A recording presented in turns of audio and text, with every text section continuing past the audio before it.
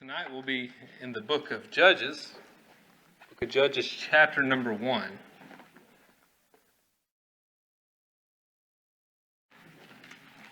And the book of Judges to me has always been an interesting one.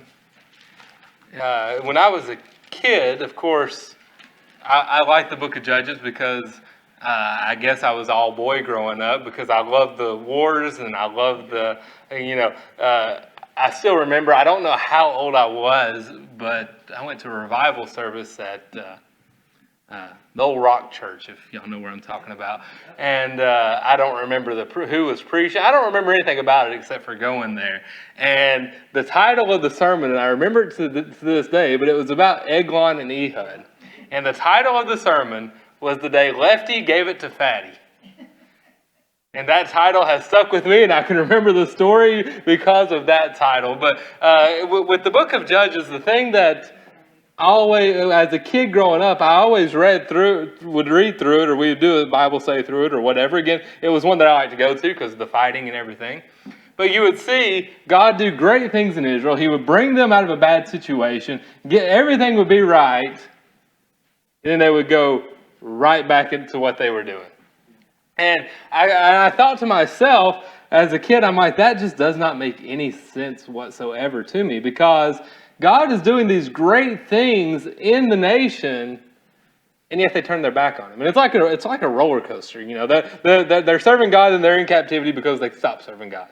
And then God would bring them out of it. But as I've gotten older, and even though Miss Barbara was telling me I'm getting old, I don't think I'm that old yet. But I am starting to realize that our lives, especially if we're not careful, are much the same way.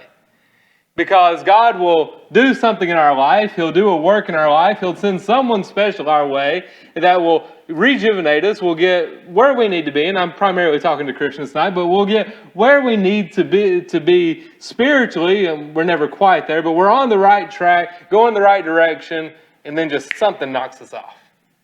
And there are people who do go to the extremes, yes. Have you ever known someone? I've known several in my life who they went off and on diets. Now, I've known people who would, get up, they would gain a bunch of weight, then they would go on a strict diet and lose back down to where they were in great shape, and then, they would be there for a little bit, then they would blow back up.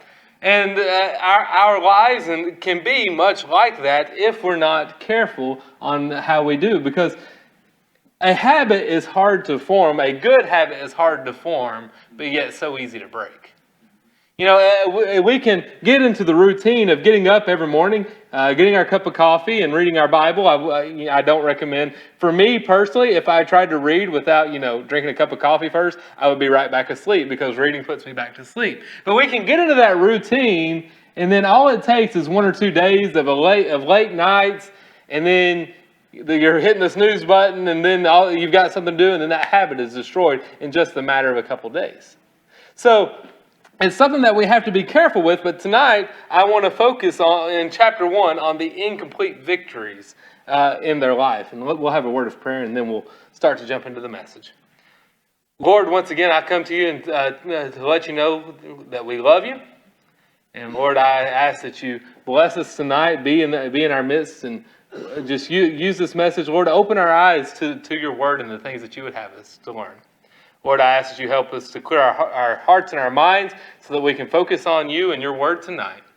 Lord, I ask that you use me as your vessel and have me to say only the things that you would have me to, and nothing more, nothing less. Lord, I just want to be a blessing and a vessel for you tonight. In Christ's name we pray, and amen. So, we're going to read, or I'll read in Judges chapter 1. I'll read verse 21 and then skip down to verse 27 and read through the end of the chapter. In the book of Judges, chapter 1 and verse 21 says, "And the children of Benjamin did not drive out the Jebusites that inhabited Jerusalem. But the Jebusites dwell with the children of Benjamin in Jerusalem until this day." And then verse 27, "Neither did Manasseh drive out the inhabitants of Bethshean and her towns, nor Taknak and her towns, the inhabitants of Dor and her towns, nor the inhabitants of Eblam and her towns, nor the inhabitants of Megiddo Megiddo and her towns, but the Canaanites would dwell in that land. And it came to pass when Israel was strong that they put the Canaanites to tribute and did not utterly drive them out. Neither did Ephraim drive out the Canaanites that dwell in Gezer, but the Canaanites dwelt in Gezer among them. Neither did Zebulun drive out the inhabitants of Kitron, nor the inhabitants of Nahalal, but the Canaanites dwelt among them and became tributaries. Neither did Asher drive out the inhabitants of Acco, nor the inhabitants of Zidon, nor of Alab, nor the inhabitants of Akzib, or of Helbah, nor Aphik, nor Rehob. I love all these names. But the inhabitants of Asher, the Asherites, dwelt among the Canaanites and the inhabitants of the land, for they did not drive them out. Neither did Naphtali drive out the inhabitants of Bethshemesh, nor the inhabitants of Bethnath, but they dwelt among the Canaanites and inhabitants of the land. Nevertheless, the inhabitants of Beth-Shemesh and Bethnath became tributaries unto them. And the Amorites forced the children of Dan into the mountain, for they would not suffer them to come down into the valley. But the Amorites would dwell in the mount, Heres and Ejalon and Shelbim. Yet the hand of the house of Joseph prevailed, so that they became tributaries. And the coast of the Amorites was from the going up Akrabim, from the rock and upward. So, we read all that to say this. Let's look back to the book of Deuteronomy really quick. Two books ago. The book of Deuteronomy, chapter number 7. In the first 2 verses, says, When the Lord thy God shall bring thee into the land whither thou goest to possess it, and hath cast out many nations before thee, the Hittites and the Girgashites and the Amorites and the Canaanites and the Perizzites and the Hivites and the Jebusites, 7 nations greater and mightier than thou. And when the Lord thy God shall deliver them before thee, thou shalt smite them and utterly destroy them. Thou shalt make no covenant with them, nor show mercy unto them. So, what we read first in the book of Judges is what the children of Israel did, the different tribes. But then what we read second was what God commanded them to do when they got to the promised land, when they got to Canaan land. And that was to not dwell with the Canaanites, to drive them out, to utterly destroy them. God did not want them having anything to do with them. Now, the first place that was broken was actually in the book of Joshua. In the book of Joshua, I failed to write this down, but he made a covenant with another group of people because they tricked him. Which was the first, what? The Gibeonites, yes, thank you. And the Gibeonites, I love the trickery in the story because you could tell they put some thought into it. They were neighbors, but they said, all right, I need some old moldy bread. We need the roughest looking clothes you've got. We're going to make you look dirty. Don't shower for a couple weeks and all of that good stuff. And they had their old wine bottles, so it looked like they traveled from afar and they came to make an alliance. And one of the things that I've always taken from that story is, yes, Joshua and the children of Israel were tricked. But whenever you read that story, there's something missing before they were tricked. They didn't pray about it. They didn't go to God. Joshua didn't seek counsel. And we've talked about Joshua as one of my favorite Bible characters. But to me, one of the beauties of the Bible is it talks about people's imperfections. And God used imperfect people. And so, and it's really a great thing, and Joshua messed up there, but then after all that was said and done, after Joshua, we get to the book of Judges, and we read in several instances where, for whatever reason, they did not drive the Canaanites out. And that had a horrible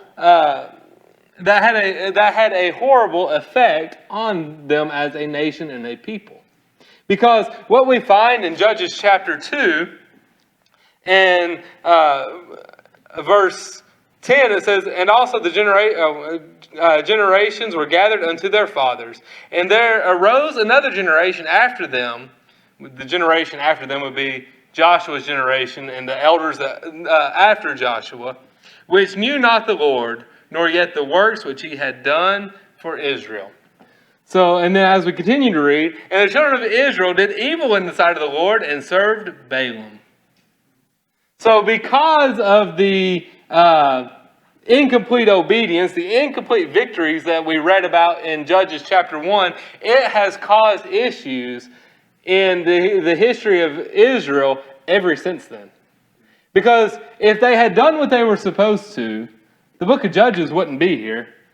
And they wouldn't have had to deal with the Philistines like they did. They wouldn't have had to have dealt with the Canaanites and the Amorites and the Hivites and everybody else that caused them issues through the rest of the Bible. The next thing that they wouldn't have had to worry about is they would not have had, in verse number 12 of chapter 2, it says, "And they forsook the Lord God of their fathers, which brought them out of the land of Egypt, and followed other gods of the people that were around them, and bowed themselves unto them, and provoked the Lord to anger." So if they had done what they were supposed to do in chapter 1, the gods around them wouldn't have even been there. And it would have changed their complete history and their complete outlook if they had just obeyed God. As a kid, I was thinking back and how oftentimes did I not listen to my parents, and it made my life so much harder. I think about with my kids now, and you see your kid about to do something, whether it's pull something heavy off or whatever it is. I know it's been some time back, but we were leaving the house and I had my coffee sitting on the table. My coffee was in a travel mug, but the lid was just open; it didn't close. And Joshua, wanting to be a help. It wasn't that he was doing anything bad, except he didn't listen, but wanting to be a help, picked up that mug and spilled hot coffee all over himself.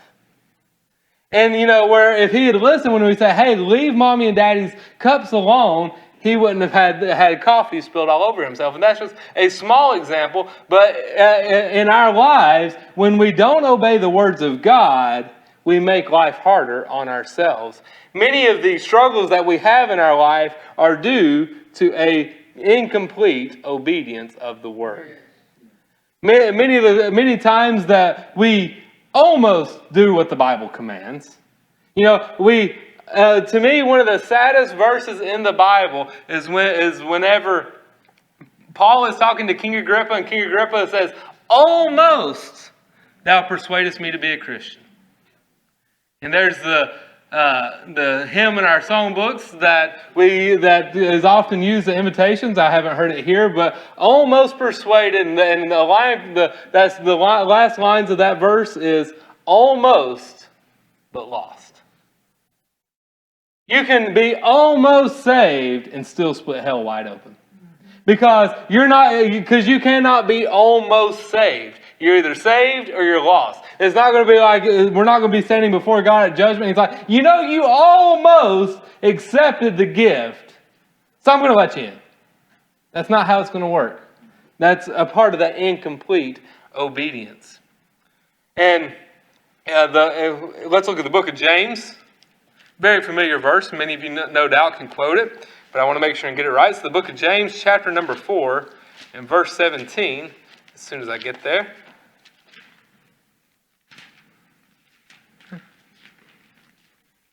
All right. James chapter 4 and verse 17 tells us, "Therefore to him that knoweth to do good and doeth it not, to him it is sin." So part of sin, the sin that I can commit in my life, and no doubt you can commit in your life, is when we know that we're supposed to do something and we don't do it. For instance, we know we're supposed to spread the gospel. That is a command given to every Christian. We know that God told us to go forth and to teach all nations. That is something that we know. And if we don't do it, it's sin. Why? Because we know to do it and we didn't. But back in the book of Judges here, God, because of their incomplete obedience to Him, their incomplete victories, God used the people around them to bring judgment to them. In chapter 2 and verse number 12 that we just read, the verse ends with, that the children of Israel provoked the Lord to anger. And we'll read the next couple verses. Verse 13. And they forsook the Lord and served Baal and Ashtaroth. And the anger of the Lord was hot against Israel, and he delivered them into the hands of the spoilers and spoiled them, and he sold them into the hands of their enemies round about, so that they could not any longer stand before their enemies. So we find that God used those same people who were around them, the same people who they didn't drive out of the land that they were supposed to bring judgment. And we know that if you've been coming here, if you're especially coming here during our Genesis series that Pastor did, but I like his take on the Tower of Babel, because I had read that where God says God goes down and he's having a conversation with himself. The three are having a conversation, and they said, "For the people are of one language, and nothing shall be restrained from them." And that doesn't mean that they were going to be, I don't believe anyway, that they were going to be able to build a tower to see God himself, because, apparently we have telescopes and things that can see, hundreds if not millions of light years away.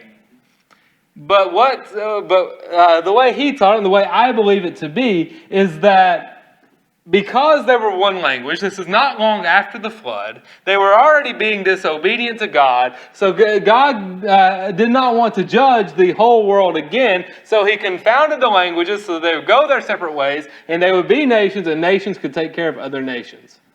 The most recent, I'm not going to say the most recent, but one of the biggest conglomerations of that was with Nazi Germany in World War II, when Adolf Hitler and Germany had gone off the rails. They were trying to exterminate a whole group of people. They were preaching white supremacy and so on and so forth. So the world had to rise up against them.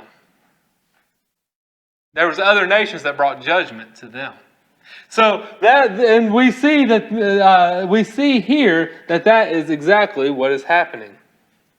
Now, if we were to go backwards, there were the children of Israel at one point, just before they got to Canaan land.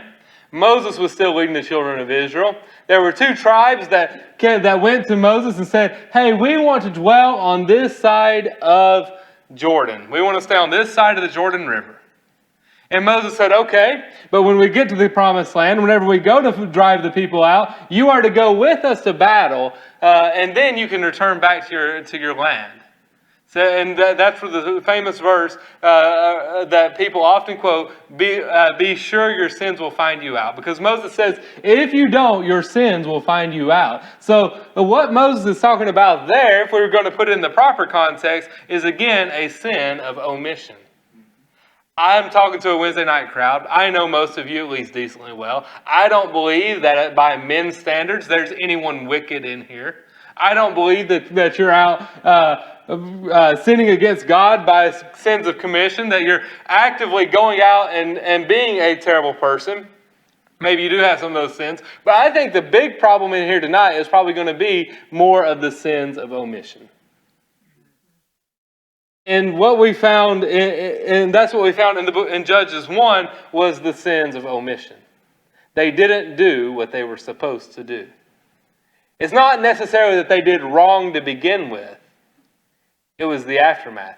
Whenever you allow sin to be around you, it's not necessarily that you're doing wrong, but it is having influence on you, and it will lead you to do wrong.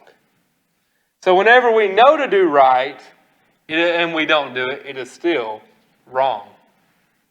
But we'll talk about the things that we found here. First of all, the first thing I noticed is the wrong influences. And we've already touched on that a little bit. But we read in chapter 2 where because they allowed the Canaanites to be in the land, they began to serve their gods and to bow themselves before their gods. Why? Because that was the influences around them. We can tell ourselves all we want to that the people around us don't influence us to do bad things. We can tell ourselves that whatever we're reading, whatever we're listening to, whatever is on the TV or anything else is not influencing us, but it is. How often does something happen in your life and a song pops into your head that matches that circumstance? You know why? It's because that song has influenced you in one way or another. Or how often does a situation happen and somebody's got to come up with a quote, or somebody quotes off a line from a movie. That's that movie, and I'm not preaching against things. There are things that you definitely should keep out of your life and out of your mind, but we need to be careful with the things that we allow around us. In Genesis chapter 3, we won't turn there, but we know that Genesis chapter 3 is where you find the fall of man. The world was perfect. Sin was not in the world. Adam and Eve had one rule. But what happened when Eve found herself with the serpent? That serpent began to question God. He began to question, you know the story. Well, I'll kind of run through it quickly, but you find where the serpent asks Eve, you can eat of any tree of the garden. Eve says, yes, everyone except for the tree of life, or of knowledge of good and evil. She said, because we know that in the day we eat thereof, we will surely die. So she said, God said that we'll die if we eat of it. And Satan comes back, the serpent comes back, and he says, yea, hath God said? And that's another place where we find an incomplete, but it's an incomplete truth instead, because what Satan tells Eve is that God knows that in the day that you eat thereof, you'll be as God yourself, knowing the difference between good and evil. So he didn't lie right there. Whenever they partook of the fruit, they then knew the difference between good and evil. But it was because of the influence that Eve allowed in her life. As soon as the serpent started questioning God, she should have gotten out of there. And we need to be careful on the thoughts that we entertain, because sometimes there's something that we hear that is so absurd that we think, I would never do that. But then we continue to dwell on that until there we are, right in the middle of it. I've heard my dad share the testimony. My grandfather was an alcoholic. And he turned into, as men go, my grandfather was a good moral man. But when he got to drinking, he did as a lot do. And he became abusive and all those things. So I've heard my dad say, growing up, he hated alcohol. Hated everything about it because he saw what it did to their family. And yet by the time he was 14 or 15 years old, he himself was drinking alcohol. Why? Because it was there. It was an influence. It was something that it was allowed to be in his life. So it began to influence him. So we found that the children of Israel allowed themselves to be around the gods, the negative influences that were affecting them when they served the gods of their neighbors. And I began to think, I don't know anybody personally that has a idol at their house that they go home and they bow down to or that they pray to. I don't know anybody personally that has like the children of Israel did, built a golden calf and here's our God. I don't know anybody personally like that. But my question is, what do we waste our time on? Again, I know, I've heard a joke, and no doubt you have too, but growing up in the country, everybody has their brand of vehicle that they're loyal to. Everybody, you're either a Ford guy, Chevy guy, or a Dodge guy. And I've known people who grew up in a Ford family and bought a Chevrolet, and whenever they get around the family meetings, somebody's like, I don't know what happened to him. I don't know where I went wrong. Sometimes it's in jest, but not always. And then the same thing goes in the sports world. I'll pick on Brother Ed again tonight. I like picking on Brother Ed. But if one of his kids came out to be an LSU fan, he might have disowned them. No, and I'm just teasing, but we take things like that to heart. Y'all know when it comes to college sports, I'm a huge University of Tennessee fan. If one of my kids turns out to be an Alabama fan, I'm just kidding. I would love them and pray for them. But all those things are things that do not matter. But it's things that we fill our minds with. You know, you can find all the sports, radio stations and podcasts. You can find that stuff to listen to 24 hours a day if you wanted to. You can find the political podcasts and radio stations and TV shows that you can watch 24 hours a day and all those things that influence us. And I'm not saying that it's not important to keep up with politics. I think if you want to be a good citizen, you need to know what's going on in your nation. But if we're not careful, we allow those things to become gods in our life. We allow those things to creep in, and we think about that before we think about others. In the United States, I know American history better than other history, of course, because history didn't really start before 1776, and I'm just kidding. But as we've become a more heathen society, our government has only gotten bigger and bigger. Why? Because anytime you leave God, you are going to replace Him with something. And why are we so oftentimes attracted to the big personality, the people with oftentimes a godlike complex? It's because we're replacing God. And when it comes to our nation, and we wonder, I think we can sit here and we can talk about things that we believe, and I believe us to be right, are taking our country in the wrong direction, whether it be all the trans activists and all those things, and people pushing that agenda, or if it's the people pushing abortion and all the direction that's going. Let's not get started on our national debt, but we can see all of those things, and if we're not careful, we're looking for somebody who can fix those issues. And how great that would be. The problem is those people cannot fix our issues. I don't care who it is. I don't care who the politician is. I don't care how big of a Donald Trump supporter there is. Donald Trump cannot fix our issues. Our issues start in our heart. Our issues start with the God in our house, the God in our country, the God that we seek out. And if we're not careful, our politicians, our leaders become our gods. Another problem that can happen in churches, and it's how cults happen, but is the pastor takes on a godlike status in our hearts. You know, if you remember, God did not, or the Apostle Paul did not say, "Follow me, and I'll tell you what's right." He said, "Follow me as I follow God." Whether it's our pastor or it's me or whoever, we're going to mess up. The Apostle Paul messed up sometimes in his ministry. Now, the Bible doesn't really record those, but we do find another man that messed up from time to time who was a leader in the early church. A man by the name of Peter. Now, yes, Peter was, I've always loved Peter because of the stands that he would take. I love how that whenever they saw Jesus walking on the water, Peter's the one that says, "If it really is you, allow me to walk on the water."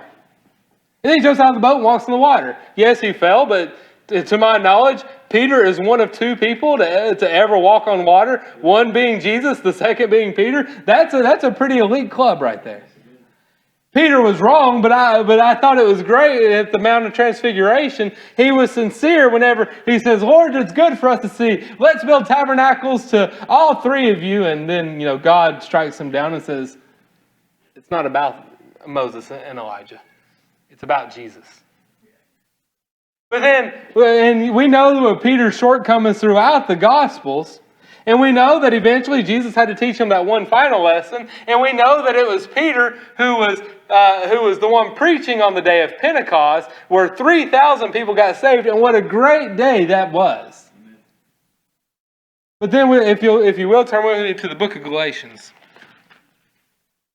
Because Peter was an apostle, but he still got things mixed up from time to time. Galatians chapter number 2, of course, this is the Apostle Paul writing.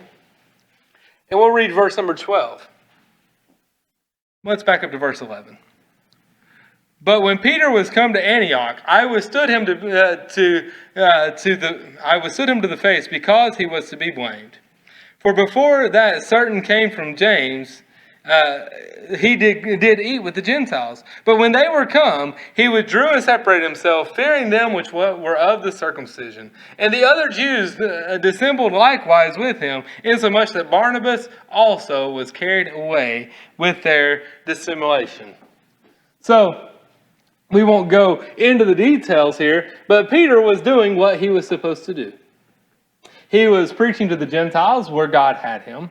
But then some other Jews came, and he was embarrassed. Again, he allowed the wrong influences to get to him. We live in the world. We are going to be around bad influences by nature of the world. But it's what we let our minds dwell on that gets us in trouble. It's what we do with our thoughts that gets us in trouble. Have you ever been somewhere or maybe you're driving down the road? Does anybody in here have an issue with road rage? Or is it just me? Sorry, I didn't mean to tell on myself there. But I was a truck driver. You see stupid people driving all the time. Anyway, I'm going to write a book. The only person that can drive is me. But anyway, have you ever been, let's say, driving and somebody cuts you off and there's a thought that goes through your mind and you're like, where did that come from? Because it's just a horribly wicked thought. And it doesn't have to be driving, but it can be in anything in life. That there's just a thought that goes through your mind and you think to yourself, where in the world did that come from? It's whenever we allow ourselves to actually entertain those thoughts. You know, again, like I said, when I was a truck driver, most of the trucks that I drove were governed at 65 miles per hour. If you're on the interstate and you get mad at a truck for going below the speed limit, it's probably not by their choice. Because I would be on the interstate and my foot was on the floor, I promise. But there would be cars, and I don't understand, it's always the smallest cars. It's always the smart cars. And they would come around you, they would get in front of you and slow down to 60 miles per hour. And then you try to pass them, and again, the truck only goes 65, and then they speed up, and then you get hung out in the left lane, and everybody's mad at you for being in the wrong lane and holding up traffic, and you're like, it wasn't me, it was them. And one thing that I said is that on trucks, I thought that they ought to put those, like the cattle guards that they put on trains to move them off the track. I thought that trucks needed those. And I'm only kidding, of course, but our minds, our hearts are deceitfully wicked. And they themselves can be a bad influence. And we're around bad influences every day. So it's what we do when we're around those wrong influences. And when we allow them in, we're setting ourselves up for failure. The next thing in moving along is we are to teach the next generation. We're to teach the next generation. Back in the book of Judges, chapter number 2. As you all know, Joshua is one of my favorite Bible characters, but he wasn't perfect. But we read one of the best things about someone in the Bible. It's actually twice, and here at the end of the book of Joshua, and then here in Joshua chapter 2, and I'm sorry, not verse 10. But let's back up to verse 6. Joshua chapter 2 and verse 6 says, And when Joshua had let the people go, the children of Israel went every man into his inheritance to possess the land. And the people served the Lord all the days of Joshua, and all the days of the elders that outlived Joshua, who had seen all the great works of the Lord that he did for Israel. And Joshua the son of Nun, the servant of the Lord, died being 110 years old. And we'll stop there, but the amazing thing about Joshua is he was one of the ones that was in Egypt. He was there when they were in slavery. He was there and he saw all 10 plagues. He was there whenever God had told them that not only would they leave the land of Egypt, but that they would be spoiling the land of Egypt on the way out. They would be taken, and the people of Egypt were literally giving them things as they walked out of the city. And so it was really an amazing thing going on. But Joshua was also there whenever they got to the Red Sea, and the army of Egypt was right behind them, and they all thought that they were going to get killed. But then the next thing that happened was God stepped in. And Joshua saw how God parted the Red Sea, how the children of Israel were able to cross on dry land. And then he saw the next thing. He saw the Egyptian army not be able to cross. He saw the waters enclose around them and God would take care of them. He was there throughout the wilderness whenever God gave them manna and gave them the quail and manna to eat and water flowing out of rocks. He had been with Moses, and when Moses come down from the mountain, having talked with God, he saw the original 10 Commandments. And then he also saw what the children of Israel were doing. And he was one of the judges who went into the land, or the spies rather, who went into the land initially. And he saw the good of the land. And he saw everything good that was going on there. But he also heard the report of the 10 and then spent another 40 years roaming around the wilderness.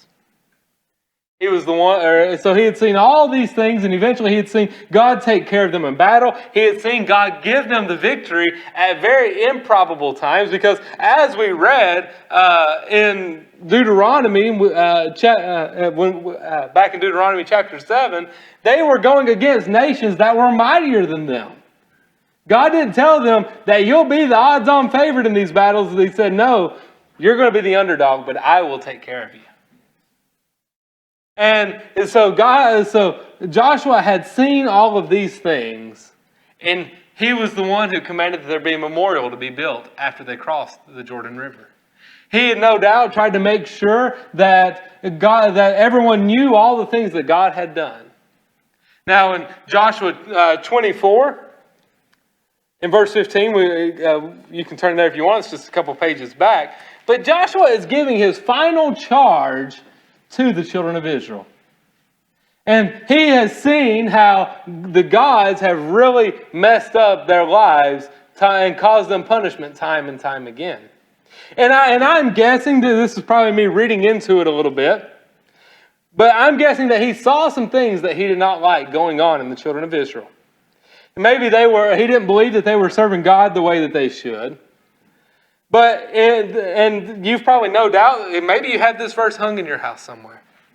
But we'll read verses 14 and 15 of Joshua 24, and it says, "Now therefore fear the Lord, and serve him in sincerity and in truth, and put away the gods which your fathers served on the other side of the flood and in Egypt, and serve ye the Lord." Somebody once said that it took 40 years to get the Egypt out of Israel.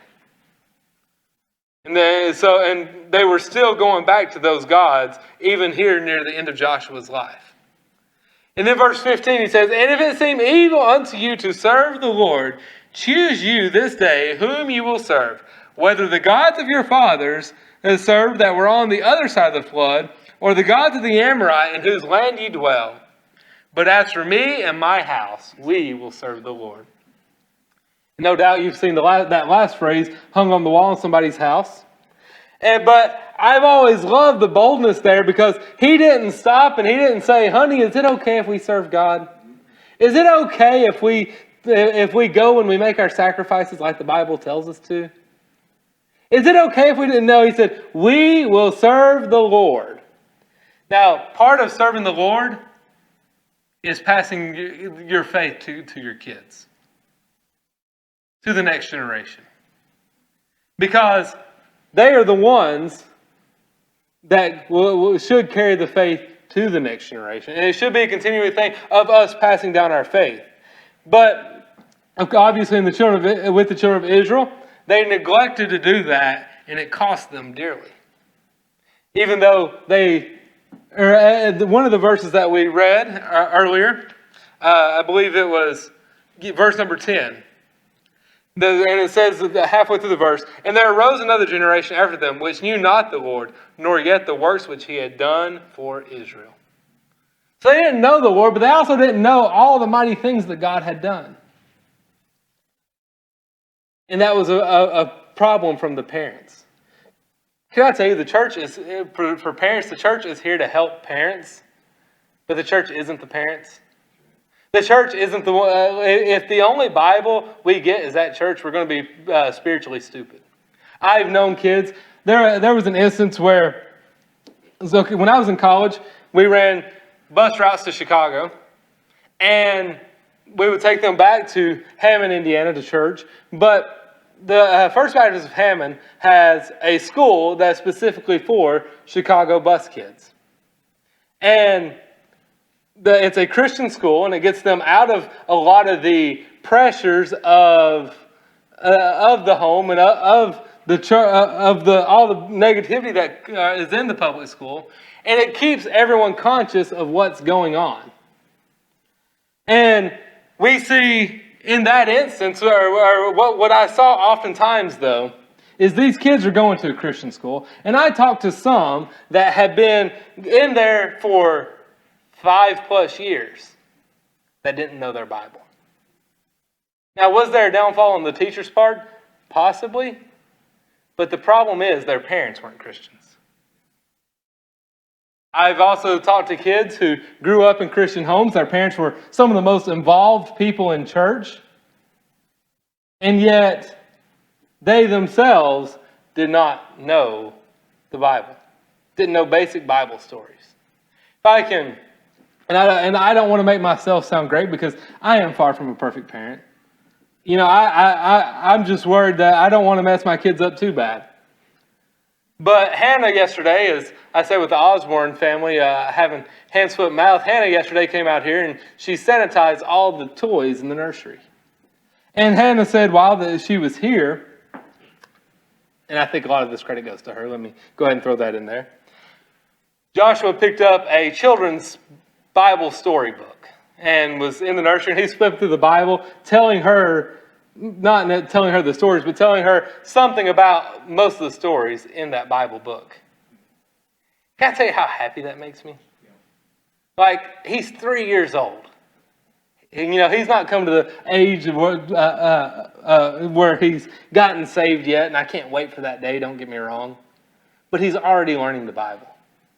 He can tell you a couple Bible verses. And I think that's great. But it takes work from the parents. It takes work on our own part. Psalm chapter 1, or not Psalm chapter 1, the first Psalm. And most of you, or many of you can probably quote the entire first and second, maybe third Psalm. But so the first Psalm, verse 2 says, "But his delight is in the law of the Lord, and in his law doth he meditate day and night." I said earlier about having the wrong influence. It's what we allow ourselves to dwell on. It's the bad things that can break us down, but it's the good things that lift us up. And in Psalm, what it is saying there is that, we'll back up to verse 1. "Blessed is the man that walketh not in the counsel of the ungodly, nor standeth in the way of sinners, nor sitteth in the seat of the unscornful." So this is talking about the blessed man. "But his delight is in the law of the Lord, and in his law doth he meditate day and night." So the blessed is the man, if I can tell you, blessed is the man who dwells on the Word of God. It will be a blessing to you to do so. Did you know, I was reading recently, and I found this stat to be probably more than a little convicting. Because we see the Bible. Now, I have a study Bible, so it looks bigger than, if it were just the Bible. But we see that and we get intimidated by the size of it, right? If we're to be honest, it's a big book. Especially new believers, I don't even know where to start reading that. Do you know how long it takes to read the Bible for the average reader? 60 hours. 60 hours. So if you were to break that down into days, into how much to read a day, if you were to read, you could figure out that it doesn't take that long if we'll commit ourselves to it. If we delight in the law of the Lord, it doesn't take that long to read the Bible. And part of passing it down to our kids is making sure and reading the Bible with them. So our last thing, and we've already touched on it, is focus on the right things. I promise I'm almost done. And not like in 1 Peter the other day when I said halfway through it, he said, "Finally, brethren," and then continued on for 2.5 more chapters. But Hebrews chapter 12 and verse 1 says, "Wherefore, seeing we also are compassed about with so great a cloud of witnesses, let us lay aside every weight and the sin which does so easily beset us, and let us run with patience the race that is set before us." So, if I were wanting to run a marathon, I'm not going to put on a weighted vest and put on ankle weights. I'm not going to pick up a couple of dumbbells and take off running with dumbbells. That's not what I would do. I would want to get rid of those weights. I've been criticized in the past for using sports illustrations, but I want to point out here that the Apostle Paul, or the writer of Hebrews, is comparing it to a race, so he's using a sports illustration. But anyway, our life is like a race. And we are going to want to make sure that we have our priorities in order. We need to make sure that we're putting the good things in our body. If you want to get in shape, there's a man who I used to go to church with who's a bodybuilder now, and he meal preps and he's very careful about what he puts into his body. Why? Because he wants to win the competition and being a bodybuilder, every little thing matters. I wish as Christians we would take our lives that serious. That we would care what goes into our eyes and our ears and what thoughts we meditate on, because it's the sins that hold us down and take us back. So I want to ask you tonight in closing where we are. Where in our personal life, what do we dwell on? And whenever we're alone by ourselves, what are the thoughts going through our mind? What are the things that we take into our life and maybe we just, that we allow actions to happen on? You know, we've talked, most people know the story of David and Bathsheba. And the problem was, after he saw Bathsheba, he continued to think about it, which led to him committing adultery and to him killing her husband. Why? Because of where his thoughts were. You see, God has commanded us to live a life that would be pleasing to Him. He says that it's our reasonable sacrifice to not be conformed to the world. And yet, so oftentimes, that's exactly where we want to go. And we let all those things influence us. But if we want to be right with it, but if we want to run a good race, if we want to finish life and hear, "Well done, my good and faithful servant," it all matters on what we're doing with our thoughts. And it matters about those incomplete victories. We need to make sure they're complete victories. And whenever we give something up, whenever we lay something on the altar, and whenever we stop and say, "Lord, my life is yours," that we make sure and actually let Him have it.